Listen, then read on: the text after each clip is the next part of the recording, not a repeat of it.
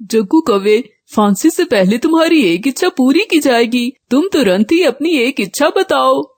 मेरी इच्छा ये है कि मैं अपनी माँ से मिलना चाहता हूँ। अगर मुझे मेरी माँ से आखिरी दफा मिलवा दो तो मुझे फांसी का कोई डर नहीं होगा। ठीक है जग्गू कौवे। टोनी, तुम तुरंत ही गौरी कवि को जग्गू की ओर ले आओ ताकि जग्गू अपनी माँ गौरी कवि से मिल सके। यूं टोनी तुरंत ही गौरी को जग्गू कवि की ओर ले जाती है। माँ, क्या मैं आपके गले लग सकता हूँ? क्या आप आखिरी दफा मुझे अपने गले लगाएंगी माँ? हाँ मेरे बच्चे, क्यों नहीं, आ जाओ, अपनी माँ के गले लग जाओ। ये सुनते ही जग्गू तुरंत ही अपनी माँ के गले लगता है, परंतु वो अपनी माँ गौरी कवि को जोर का कान पर काट देता है। आउच! ये क्या किया तुमने? ये क्या हरकत है? तुम्हें फांसी होने वाली है, परंतु तुम अभी भी अपनी हरकतों से बाज नहीं आए। तुमने ये क्यों किया है? हाँ, मैंने अपनी माँ को कान पर काटा है। कुछ समय पहले जग्गू कौवा और टोनी चिड़िया एक ही स्कूल में पढ़ते थे। उस स्कूल में बाकी पक्षियों के बच्चे भी पढ़ते थे, परंतु जग्गू काफी शरारती था। एक रोज नन्ही बुलबुल क्लास में बैठकर बहुत रोती है। क्या हुआ बुलबुल, क्यों रो रही हो? टीचर, मेरी पेंसिल किसी ने चुरा ली है। ये हरकत किसने की है? मैं अभी सबके बैग की तलाशी लेता हूँ। रुक जाओ तुम सब। यूं मिट्टू टीचर सबके बैग की तलाशी लेता है, परंतु वो पेंसिल टोनी के बैग से निकलती है। टोनी, मुझे पता नहीं था कि तुम एक चोर हो। नहीं बुलबुल, मैंने ये पेंसिल नहीं चुराई, परंतु मुझे ऐसा लगता है जैसे किसी पक्षी ने जानबूझकर ये पेंसिल चुपके से मेरे बैग में डाली हो।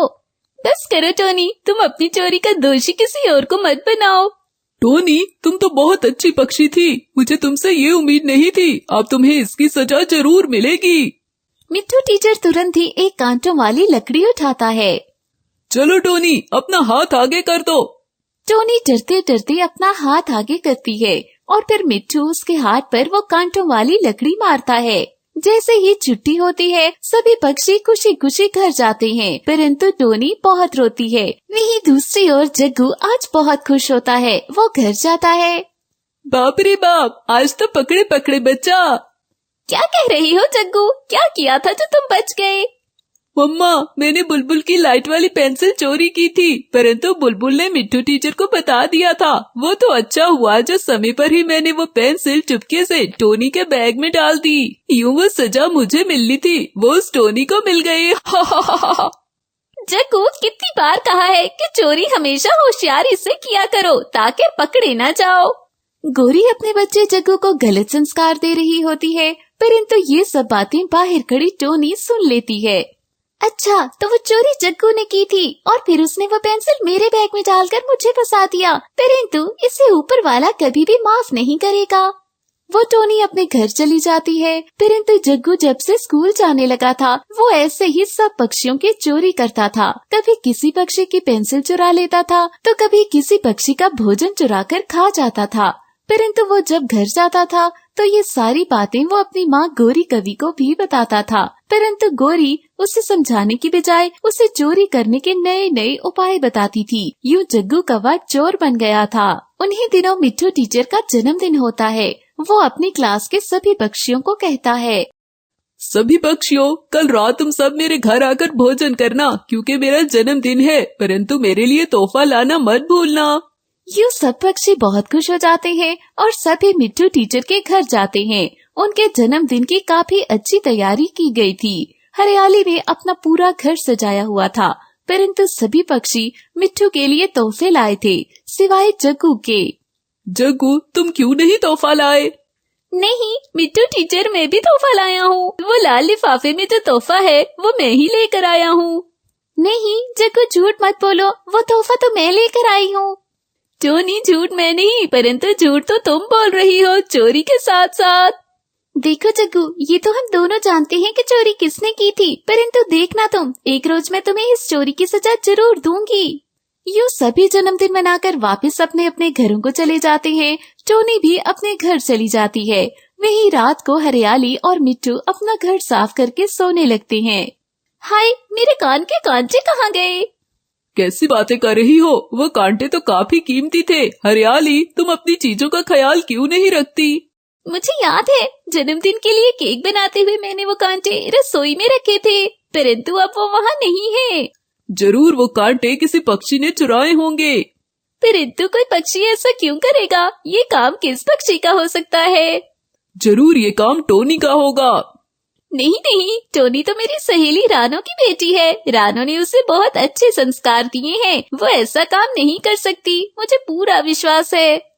नहीं हरियाली, तुम नहीं जानती उस टोनी ने स्कूल में चोरियां कर करके पक्षियों को तंग कर रखा है। ये उसी का काम है। अगर तुम्हें विश्वास नहीं है तो हम कल सुबह ही उसके घर जाकर उसके घर की तलाशी लेंगे। जरूर अगर उसने वो कांटे चुराए होंगे तो अपने घर पर ही छुपाए होंगे।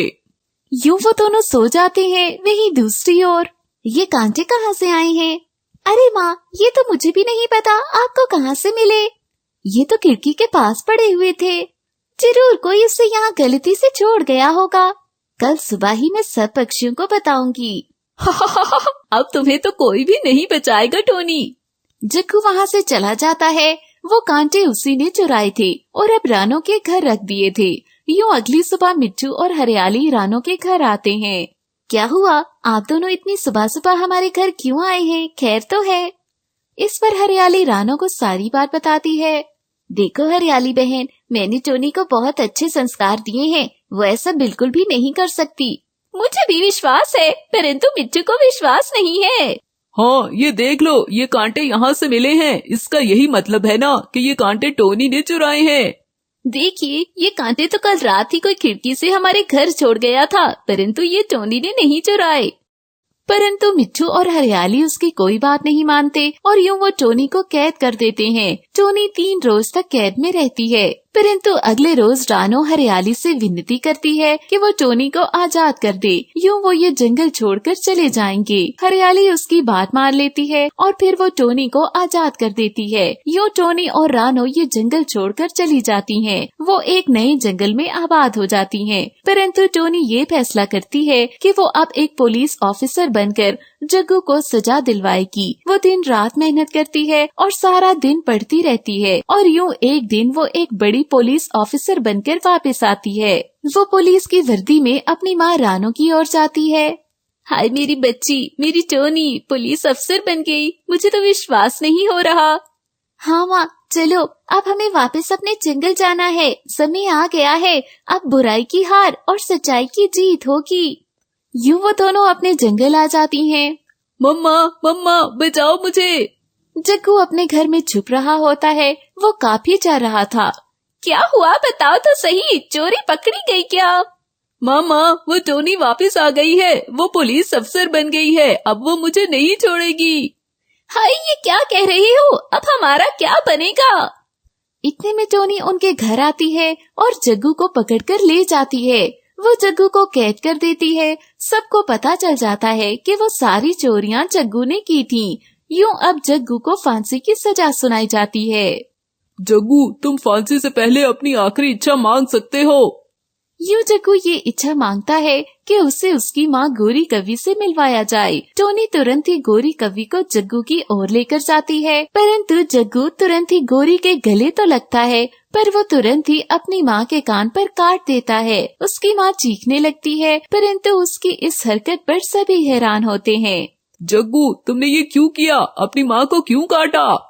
जज जी, मैं मानता हूँ कि मैंने ही सारी चोरियां की थी और आरोप टोनी पर लगा देता था, परंतु मैं जब भी अपनी माँ को बताता था तो मेरी माँ मुझे और हिम्मत देती थी और दाद देती थी कि मैं ऐसे ही चोरियां करता रहूं। अगर आज मुझे फांसी होगी तो वो केवल मेरी माँ के कारण होगी, क्योंकि इसने मुझे अच्छे संस्कार नहीं दिए। अगर मेरी माँ मेरी पहली चोरी पर मुझे एक थप्पड़ मारती तो यूं आज मैं एक चोर के रूप में आप सबके सामने ना खड़ा होता।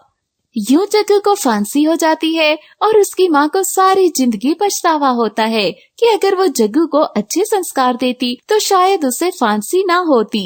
तो देखा बच्चों आप सबने कि चोरी करना बहुत बड़ा पाप है।